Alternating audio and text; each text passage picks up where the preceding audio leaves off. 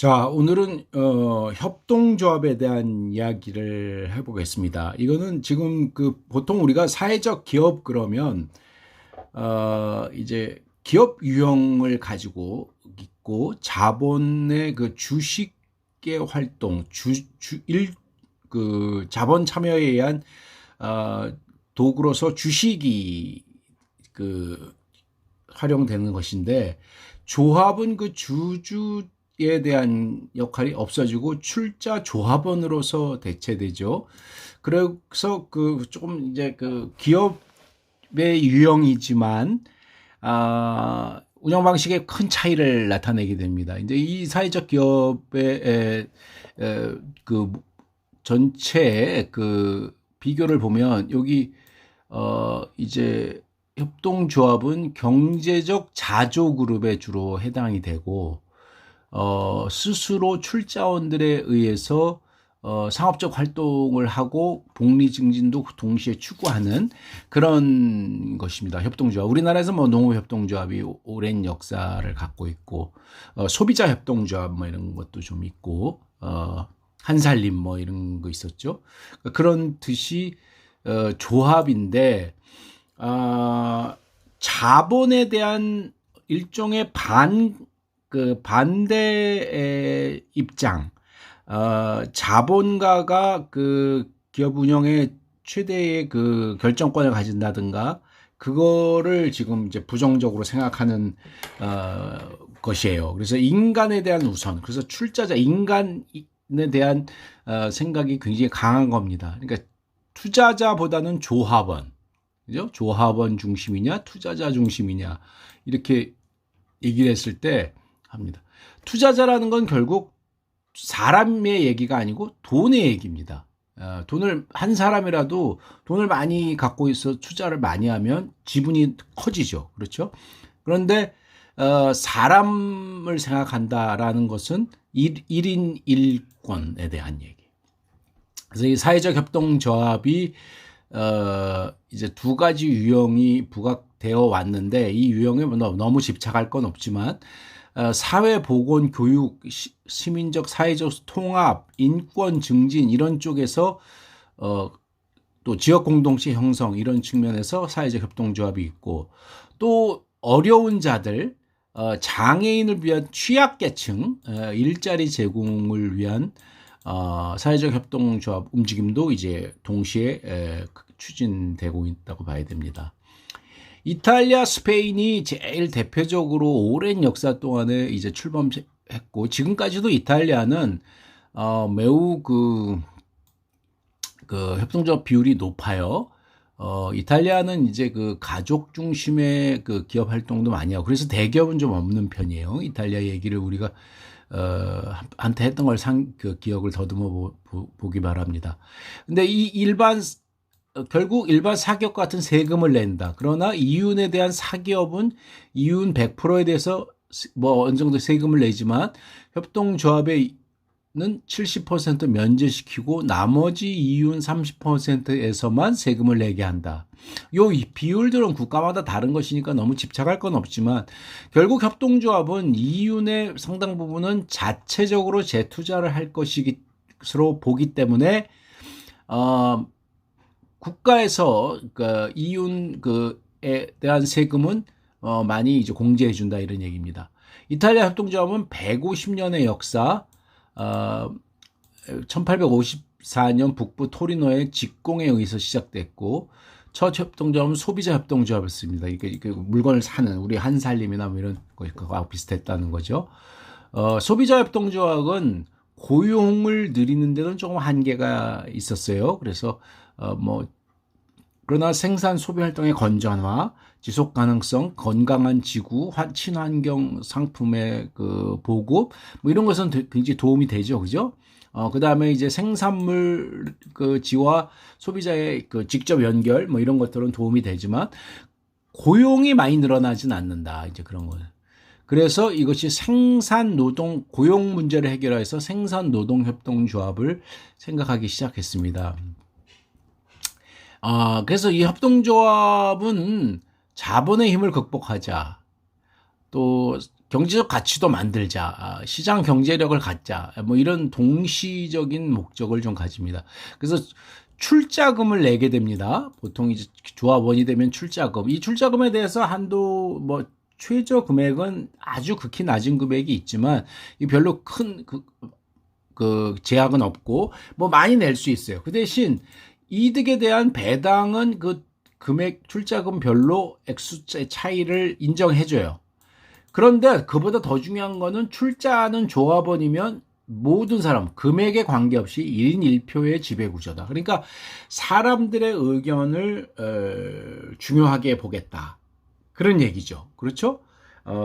이제 주식회사나 자본의 힘을 가진 데서는 한 사람이라도 35%의 지분을 한 사람과 한 사람이 1%의 지분을 가진 사람, 한 사람이 0.1%의 지분을 가진 사람, 이런 건 다 지금 의사결정에 참여할 수 있는 권한이 다르죠. 그러니까 그 1인 1표라는 것은 1주 1표가 주식회사 유형이라면 1인 1표라는 것은 협동조합의 그 기본 골격이다 볼 수 있습니다. 그래서 자본주의 기업은 임금 노동자를 고용해서 시장 가격으로 그 대가를 지불하고 남는 이윤을 갖자는 것이고, 그러니까 자본을 낸 쪽에 이제 남는 잉여를 가질 수 있게 하는 거죠. 협동조합은 노동은 자본을 고용해서 시장 가격으로 지불하고 남는 이유를 모두 차지한다. 그러니까 노동 쪽에 기본 그 우선권을 두는 것이고, 그죠? 선구자가 조지 홀리오크라 그러는데 참고로 하시고, 협동조합은 시장 경제에 반대하지 않는다. 다만 시장을 달리해야 한다. 자본이 아니라 노동자와 지역구 및 곧 사람을 중시한다. 이게 지금 협동조합 기본 정신입니다. 연합, 혼자서 어려운 것을 협동적으로 연합체로 목적을 달성한다. 그 다음에 기업가 정신도 포함되어 있습니다. 혁신성으로 기회와 이윤을 찾는다. 아까 이탈리아와 그 스페인을 중심으로 지금까지 협동조합의 강국은 이제 유럽입니다. 역사가 150년 됐다는 이탈리아서부터 있어서 이 지금 것들을 보면 유럽에서 많은 그 모습들을 개발해 왔고 준비해 왔습니다. 네, 미국에서도 1987년 미국 농무부가 이제 이용하는 사람들이 소유하고 통제하고, 그러니까 이 출자 사용자들이 통제하고 소유하고 이익을 배분하는 것도 그네들이 결정하고 바깥 출자금에 대한 배당금 뭐 이런 겁니다. 또 이용 규모에 따라서 뭔가 주는 그 인센티브가 있을 수 있어요. 자기네 그 조합을 사용 많이 하는 사람과 그렇지 않은 출자원의 좀 차별화도 필요하겠죠.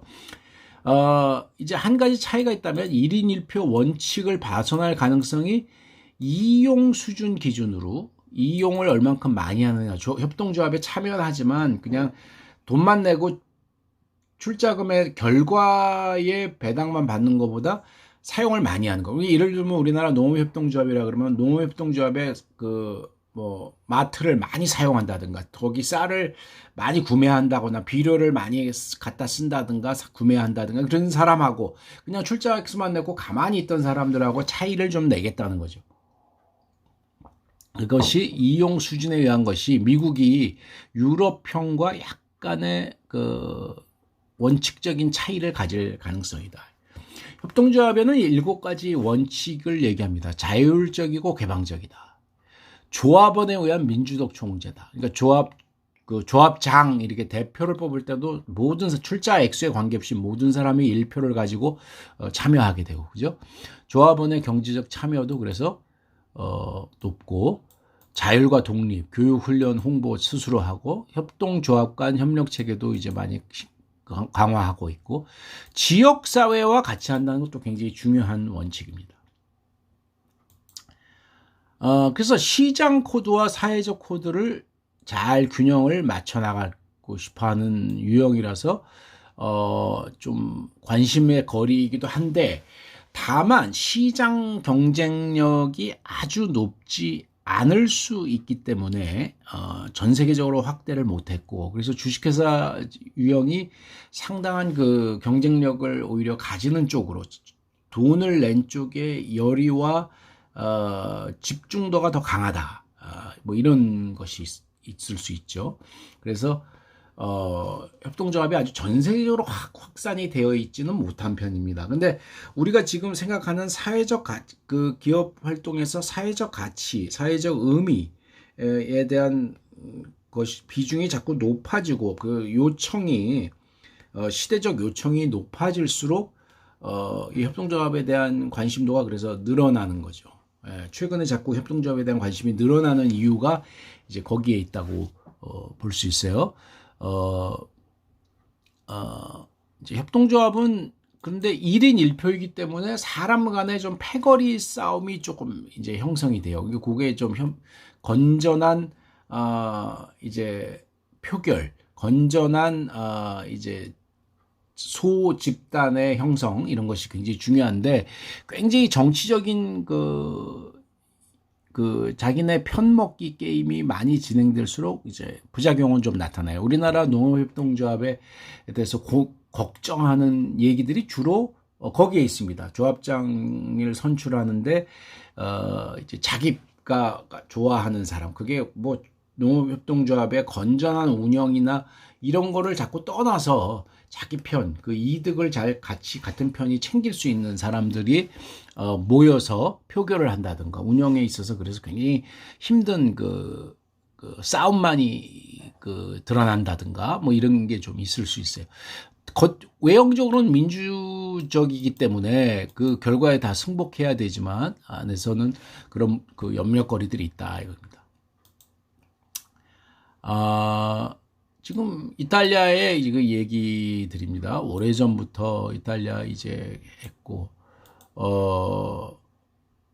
이 이탈리아도 이제 그 해양 국가였고, 그리고 이탈리아가 그 로마 시대서부터 일찍부터 전 유럽 일대를 장악했던, 한 1000년이 넘게 장악했던 그 힘이 있었기 때문에 또 상업적인 활동도 굉장히 일찍 눈을 떴습니다. 뭐 전당포, 어음, 뭐 이런 것들도 굉장히 일찍부터 떴고, 그 베니스의 상인, 이런 그 작품들에서도 보면 베니스의 피도 눈물도 없는 사람들의 그 전형적인 상업적인 모습도 이탈리아의 그 베니스란 도시에서 시작되는 걸 보면 그런 묘사도 있잖아요. 그러니까 그런 것들이 이제 이 상업적인 활동을 하다 보니까 협동조합에 대한 관심이 높아졌고, 그것은 가족 중심과 뭔가 지역 공동체 중심의 이탈리아 특징하고도 맞아서 협동조합이 일찍 시작했다고 볼 수 있습니다. 공동선을 추구한다. 이제 개인과 집단의 선을 곱하고 합하고 뭐 이런 모습입니다. 소비자 협동조합이 있었고요.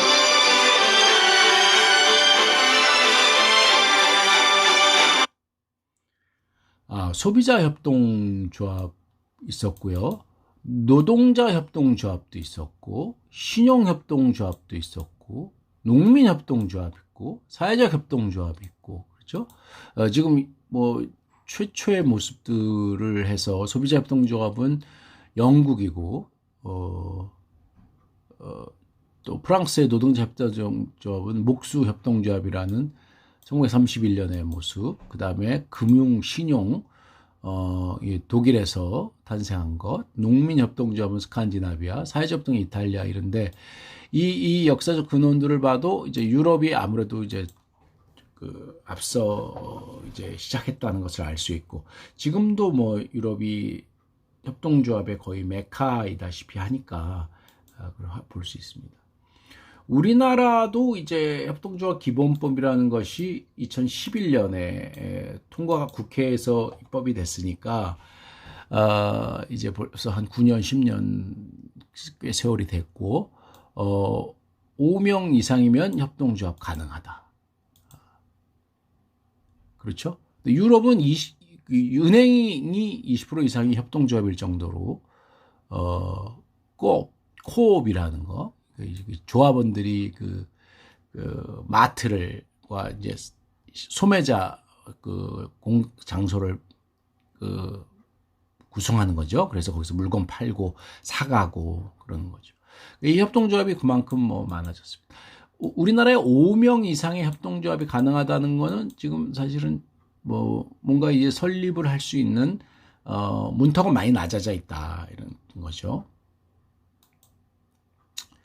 그런데 이 협동조합은 실제로 꽤 우리가 협동조합이라고 생각하지 않았던 것에서도 꽤 있습니다. 이 스페인 프로축구팀 바르셀로나가 그렇고 유명한 팀이죠. 이게 놀랍게도 협동조합이고 뉴질랜드는 낭농하는 폰테라 기업하고 패스트리 키위 하는 곳 이게 다 협동조합이고 뉴질랜드는 영국의 전통을 많이 받았으니까 아마 그런 영국식 협동조합의 문화를 이어받았을 겁니다. 미국 오렌지 선키스트도 협동조합이고 AP통신이라는 언론 기관도 협동조합이고 이 금융 소매업 농업이 이제 주로 그렇습니다. 바르셀로나 축구팀 전 세계적인 축구 선수들 메시 이런 선수들 여기 네이마르 하여튼 기라성 같은 선수들이 지금 있지만 여기 협동조합으로 되어 있습니다. 역시 바르셀로나 선키스트 좀 유명하죠. 그 다음에 AP 언론 기관 웰스 이것도 꽤 유명한 음료수 기업 FC 바르셀로나는 18몇 명의 출자자가 있다 그러고 출자자들의 투표로 구단 대표도 선출하고 우리 조합장 뽑는 거나 같습니다. 몇 가지 권한이 있고 이사회 구성도 있고 이래서 의사결정 기구들은 이제 점진적으로 이사들도 투표에 의해서 결정이 되고 아마 그러겠지만 이런 프로축구팀도 자본가가 하는 자본 출자에 의한 지배가 아니고 협동조합이다 이런 것도 좀 특이하죠. 동업자 협동조합인 AP 비영리를 추구하고 이 AP통신은 회원 신문사 1,400곳에 이제 뉴스를 공급하는 곳이죠. 그러니까 우리가 지금 생각하는 규모가 큰데도 그런 것도 주식회사가 아니고 협동조합인데도 많다. 지금 선키스트 같은 오렌지 제품도 1894년에 남북 캘리포니아에서 과일 거래소를 설립해서 생산자들의 판매와 유통을 직접 수행하면서 선키스트라는 이름은 1908년부터 최고급 오렌지의 대명사로 등장할 만큼 이제 된 거죠. 그다음에 웰치스 포도 농가 조합이 소유한 주식회사. 근데 이게 약간 이제 주식회사 유형은 띄는데 협동조합이라는 것이 이제 모회사이고 자회사로서 웰치스라는 주식회사를 갖고 있다는 거죠. 이것도 좀 특이한 형태입니다. 한번 좀 눈여겨볼 만한 필요가 있는 특이성이죠. 모회사는 원래가 농가 협동조합인데 자회사 거기서 나오는 농가 과일을 이용한 웰치스 제품은 주식회사다. 그죠? 그 다음에 이탈리아의 현재 스페인이죠. 스페인의 가장 큰 협동조합이 굉장히 다양한 업종을 하는 것이 몬드라곤입니다. 실제로 보면 어마어마한 지금 생산 공장도 많고 협동조합 수도 120개 이상을 갖고 있고 해외 지사에도 있고 스페인 재계순위 10위에 해당될 정도의 큰 규모의 다양한 영역의 협동조합을 갖고 있어요. 어마어마하죠. 이 몬드라곤은 지금도 그래서 몬드라곤을 보면서 이게 자본주의의 대안이 될까? 자본에 의해서 움직이는 기업과 활동의 대안이 될 수 있을까라는 주목 대상이죠. 근데 아직 답을 정확히 명확한 답을 얻기는 어렵지만 아마도 주식회사 유형과 협동조합 유형이 다 공존할 가능성은 높지만 다른 하나를 이겨낸다고 보기는 쉽지 않을 것 같아요. 나름대로 두 개 다 경쟁력과 존재 이유가 있기 때문에. 근데 하여튼 대안으로서 이거는 굉장히 큰 가치가 있어요. 스페인 북동쪽 바스크 지역의 몬드라곤 도시 이름에서 시작한 거고요. 1940년대부터 주임 신부, 그러니까 신부님에 의해 주도와 통찰에 의해서 시작한 거죠. 호세 마리아리스라는 사람의 된 것이고, 지금은 제조, 금융, 유통, 연구, 교육 모든 것을 포괄한 협동조합이에요. 그래서 한번 해볼 만한 관찰해볼 만한 의미를 가져요. 다만 스페인이라는 역사적 전통과 특징을 가지고 있다는 것을 또 무시하면 안 됩니다. 일종의 그 기업 집단이에요. 여러 협동조합이 큰 우산하에 몰려 있는 거예요. 뭐 그 외형만 보면 여러 계열사를 둔 재벌 그룹하고도 약간 비슷한데, 뭐 재벌하고는 뭐 완전히 동일하진 않지만 외형은 그렇게 한 우산하에 몬드라곤이라는 협동조합이라는 우산하에 260개 이상의 협동조합이 있다 이거죠. 35,000명의 출자금 낸 조합원이 있고 1표씩 의결권을 행사하며 그렇게 된다. 1956년 노동자 생산협정 울고에서 시작해서 현재까지 이제 전 세계적으로 발전했습니다. 협동조합 복합체가 된 건 이제 그 대규모 여러 그 협동조합의 모임체가 된 것은 1990년 정도이고 2006년부터 몬드라곤이라는 단일 이름의 브랜드를 형성시켰습니다. 몬드라곤 그룹은 주주가 아니라 조합원들의 이익을 공유하고 이익의 상당분을 다시 투자한다. 이건 뭐 협동조합으로서 기본적인 그 원칙을 지키고 있다는 얘기죠. 돈을 잘 벌거나 못 벌거나 모든 협동조합의 임금이 평준화되어 있다. 한 협동조합에서 구조조정을 당하면 다른 협동조합에서 받아주거나 급여의 90% 이르는 실업성을 두고 직업훈련을 시킨다. 이게 지금 협동조합은 사람에 대한 가치가 크기 때문에 내보낼 때 뭐 교육과 그 사람의 그 복지에 대한 것도 꽤 신경을 쓰는 편입니다. 또 그런 의미가 원래 협동조합의 기본 원칙에 들어가니까 1인 1표의 권리, 조합원들의 1인당 평균 1억 9천만 원의 지분을 보유하고 있는데 이는 퇴직할 때 돌려받게 된다. 이게 출자금이라는 얘기죠. 그렇죠? 그 다음에 동일노동 동일임금 평균 연봉이 있고 이제 조합원들은 출자금에 대한 이자와 배당을 받는데 조합원 전체는 40% 35,000명 정도가 출자금이다. 그죠? 근데 협동조합들은 이익과 손실을 100% 공유한다 이겁니다. 협동조합들이. 그러니까 어느 협동조합이 많이 번다고 해서 뭐 거기만 되거나 뭐 이득을 다 가지거나 그러지는 못할 거예요. 그 돈을 잘 버는 회사, 협동조합과 못 버는 협동조합을 서로 지원하고 공동으로 연구 개발을 비용해서 공동의 성장 전략을 찾는다.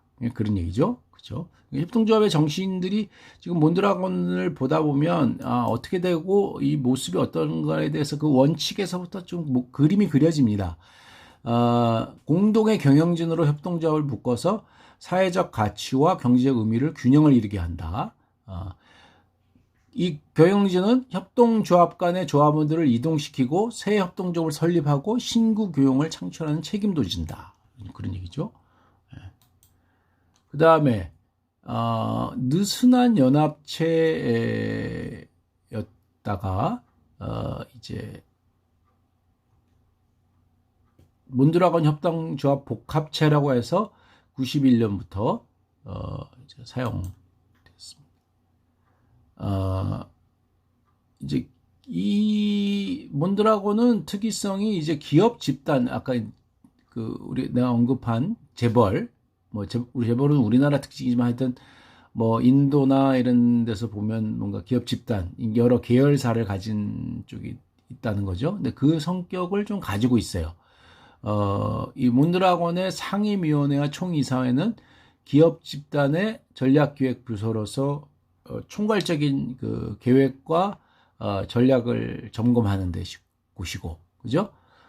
개별 협동조합에서 놓칠 수 있는 것을 총괄적으로 찾는다. 이게 사실은 그 이전에 민주화 분산이라는 원칙에서 몬드라곤을 이해했던 사람들은 이 지금 기업 집단의 유형 성격을 보고 나서 이거 조금 너무 통합되고 전략적인 사고만 하는 거 아닌가, 그렇게 생각할 수 있는데, 협동조합도 시장에서 살아남지 않으면 운동으로서 존립할 수 없고, 그래야 협동조합의 원칙과 이상을 좀 더 널리 퍼뜨리고 그 원래 그 지향하려는 비전을 잃어버리지 않는다. 뭐 그런 것이 지금 드러나 있는 셈입니다. 이제 그 네 개 부분 그룹이 있다는 거. 금융, 제조, 유통, 지식. 또 제조부는 8개의 소그룹에서 12개의 소그룹으로 세분화되고, 제조도 자꾸 늘어난다는 얘기죠. 그 지역이 있는 바스크 지역은 오랫동안 역사적으로 협동 문화가 지배했고, 호세 마리아 신부가 아주 뚜렷한 리더십, 그 다음에 뚜렷한 비전, 오랜 준비 기간, 그 지역에서의 그 리더십, 이런 것들이 연합체를 성공시키고 이 자리를 잡게 했다, 이렇게 평가됩니다. 이게 대단한 사람이고, 그런 사람이 있었기에 이게 지금같이 이렇게 크게 됐다고 볼 수 있습니다.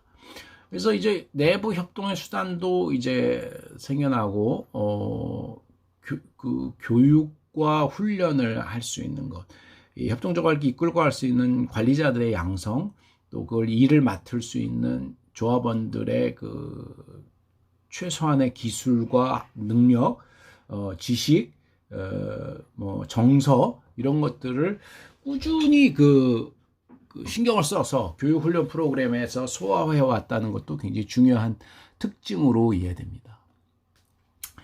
지금 그 협동조합이 유럽을 중심으로, 또 이탈리아나 스페인의 그 산업들이 많이 있어서 조금 유럽적 특징은 있지만, 우리가 이 사람을 중심으로 기업을 운영하고 그 사회적 가치를 좀 풀어보려는 것에서는 협동조합이 하나의 대안이 될 수 있을까? 기업과 정신을 또 담고 기업은 어떤 모습이 될까라는 것에 생각거리를 주는 것은 사실입니다. 협동조합이 무조건 좋은 대안이고 주식회사를 대체할 수 있는 경쟁력을 가진 것인지, 아니면 사람 살게 하는 좋은 대안인지에 대해서는 이제부터 우리가 본격적으로 생각을 해야 되고, 만약에 이제 사회적 가치를 실현하는 기업을 출범시키고자 한다면 협동조합이라는 대안도 생각해 볼 수 있는 거리가 될 것이고요. 그런 것들이 종합적으로 이번 시간에 우리가 생각해 볼 수 있는 좋은 중요한 주제였습니다. 협동조합에 대한 이해를 지금 여러분들이 좀 잘 또 더 많이 개인적인 관심에 따라서 더 좀 깊이 해주기 바라고, 몬드라곤이라든가 우리나라의 협동조합에 대한 것도 이제 조금 더 여러분들이 깊은 관심을 가져보기 바랍니다. 오늘 영상은 여기서 마칩니다.